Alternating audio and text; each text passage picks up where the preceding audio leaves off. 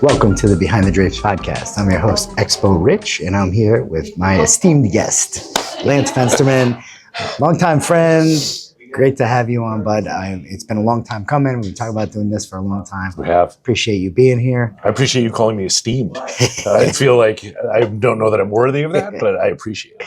So I started this podcast because I wanted to, and hence the name Behind the Drapes. I wanted to get behind the people in our industry that are creating these amazing markets and these places. What I like to say is like the birthplace of business, and you've been at it a long time, and you've done some really great things in the areas of pop culture.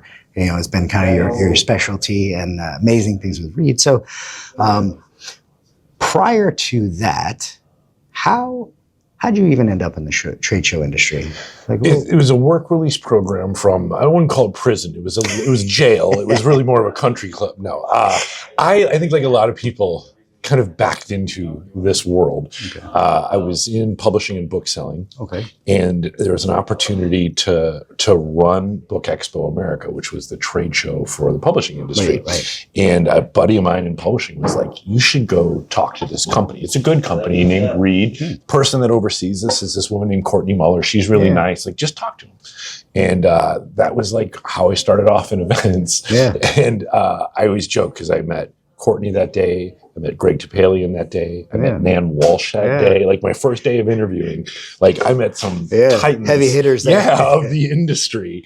Yeah. And I think they all came out to meet me because I was very unconventional. Yeah. I had zero experience in the events world. And so I think it was like, we got to make sure that like Courtney doesn't make a mistake and hire this guy that doesn't know anything about what we do. But somehow I cleared each of their hurdles and backed my way into a job at Reed running Book Expo America. Yeah, that's awesome. And so from Book Expo, as you evolved through that, and that's I'm assuming that's consumer facing. It was a trade show. It was B2B. Oh, it was B2B. Yeah. Okay. Yeah. All right. So when did you transition from B2B to B2C? Yeah, it was 2006. We're old. Yeah. Just quick news flash, hot take, breaking news. We're old. It was 2006. I felt like it wasn't that long ago, and that's 20 years ago. Yeah, no, it's freaking 20 years, dude. It was 2006, which was the same year that Greg launched New York Comic Con. Okay. So I was working on Book Expo America. Greg preceded me running Book Expo America. In 2007, the second year of New York Comic Con, Greg was like, I could use your help. Can you come over and help? And so I just started pitching in, and then eventually it was Greg and I kind of building up the group and running it and buying things and launching things and going all over the place. And so it really was, if there's a lesson in that, it's like when somebody says stretch assignments, sometimes lead somewhere. It led me to a career, basically, and a defining sort of career by saying, I'll help you out. Sounds interesting. Like, let me see what I can do. Yeah, and one of the things is when when you get the nod, when someone says, "Hey, I want you to do this with me," you definitely got to lean in on it. Yeah, especially people that like you want to be associated with. Like meaning, like Greg wasn't just some guy off the street. Like he was clearly a guy that like was going somewhere, that knew what he was doing. Yeah. His style and my style, I really admired it. There was a lot of similarities, our sense of humor, et cetera, et cetera. So it's like it wasn't just, I'll take any assignment. Yeah. It's like, this is a guy that I want to be associated with. And it's a reminder around picking who you mentor, who mentors you, and who you want to be associated with. That's a perfect segue into my next question. I always like to hear about the mentors, the people that pulled you up along the way, believed in you, and gave you those opportunities. And you already talked about Greg. So I talked about Greg a bit. I talk about Courtney Muller because I mean, she hired a person that knew nothing about trade shows to run a trade show, and then helped me figure out how to run trade shows.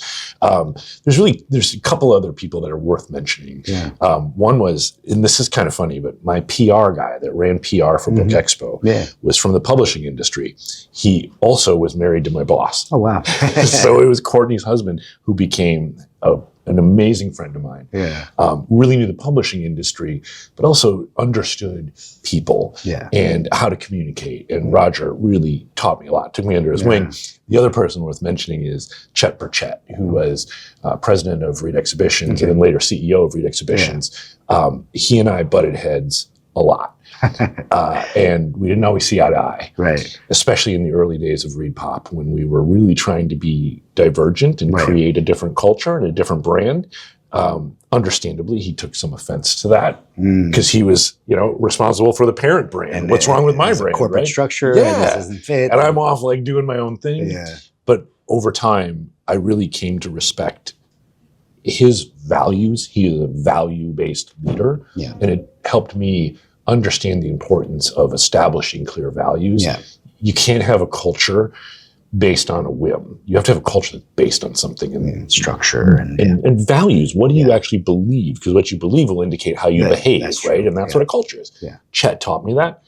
Also going through crises, whether it was the financial meltdown in 2009, whether it was COVID, and a number of things in between.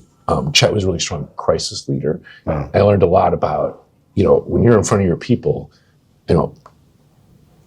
be honest, but also give hope. Yeah. When the doors are closed and you're with your leaders is when you talk about reality. Right. And then you figure out a path forward and present that to your people to give them confidence. And he taught me a lot of that. So he's been a great mentor. So. You definitely had some great mentors along your way, and which also speaks for the opportunities and the things that you've been able to do. And now, what you've been doing with Fanatics is pretty amazing. Thank you. I had the honor to go and walk the floor last year, and it was, blew me away. It's an unbelievable event. Thank you.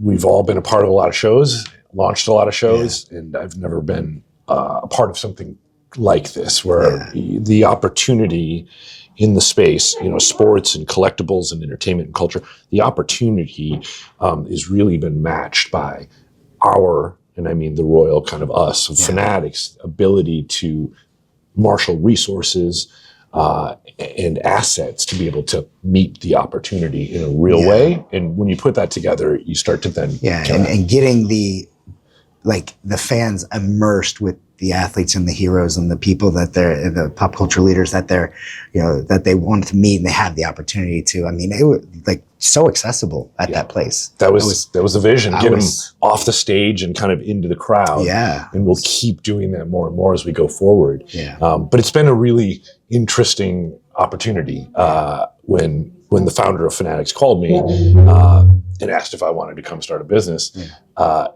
I wanted to build again, and I wanted to work at a place that had significant resources and assets and a pretty big thinking culture. Yeah. And it was very exciting. But at the same time, it's about fans. Yeah. And sports is about fandom. Yeah. Collecting, cards and memorabilia is about collectors and fans. And there was just a lot of similarities on a DNA level to what I've been a part of building at Reed Pop, that it's like, cool, here's a new opportunity. Yeah. But with some familiarity that I can leverage some of my own learnings and expertise. And we're 2 years in. I'll have 3 years at the company running our third show this year, so 3 years in. And it's been really challenging, but exciting. And we're working. So for speaking of exciting, we have this summer your third edition is going to happen. And is there anything that something special about this third edition, or maybe something you got brewing for your fourth edition that What's got you excited to jump out of bed? So if you think about, in the simplest form, Fanatics Fest is Comic-Con for sports. Right. So between trading cards and collectibles and memorabilia, leagues and teams and athletes and entertainers all kind of brought together in one place to reward fans. Right. And this year we've co-located the show with the World Cup Finals in New York. Okay. So we're the same weekend as the World Cup Finals. We have a significant relationship with FIFA, and they will have a massive presence. I can imagine. We'll have a massive watch party on Sunday. In other words, if you can't be at MetLife Stadium, this is where you want to be to watch the match. There's also a couple of other pretty significant things that FIFA's never done before that will happen at our show. TBD on the announcement. But I think that's a huge new element for us. Absolutely. Well, I know that you go big when you launch things, so I can only imagine what that watch party screen is going to look like.